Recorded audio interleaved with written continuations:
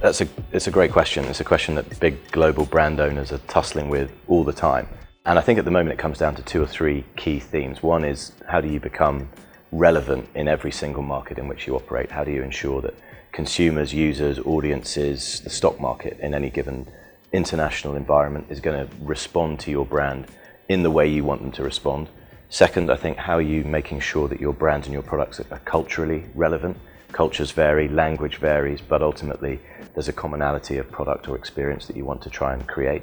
And thirdly, there's an emotional connection to, great brands, whether they are organizations and corporates or consumer-facing product brands. They want to and need to build emotional bonds and connections with consumers. And that is an ongoing objective of any branding or marketing initiative.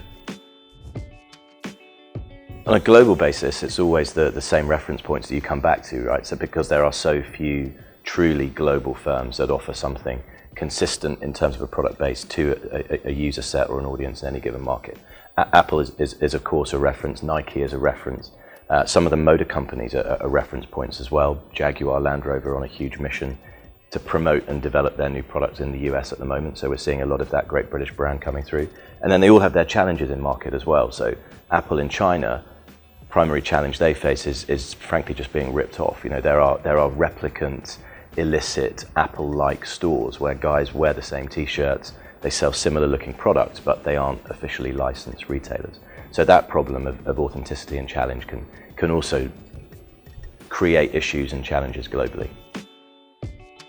Apple, great example again, Apple and Samsung having this ongoing tussle that's in and out of the courts. It's very frictious, it's a little bit accusatory actually in lots of ways, because particularly in the US where you can run comparative advertising, a guy talking about how great the Samsung Galaxy is and why are all these people queuing in line at the Apple store for the new iPhone.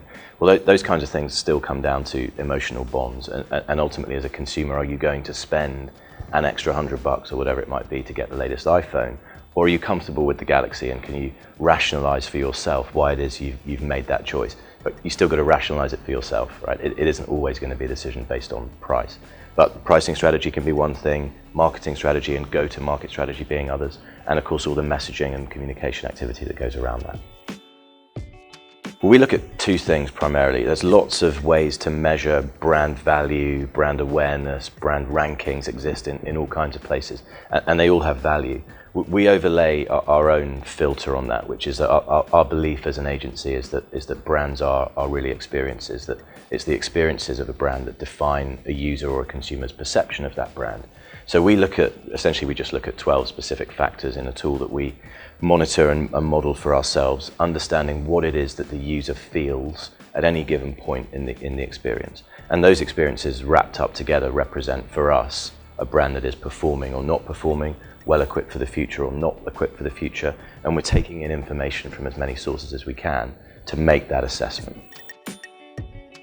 That's a phenomenal question, and I think lots of big businesses have not got the answer, lots of agencies have not got the answer, but I think it depends on your personal views on where you sit in the groundswell. I think it changes everything, to be very frank. I mean, the future of marketing is mobile and social. We're already almost beyond the internet age, beyond the age of web-based communication.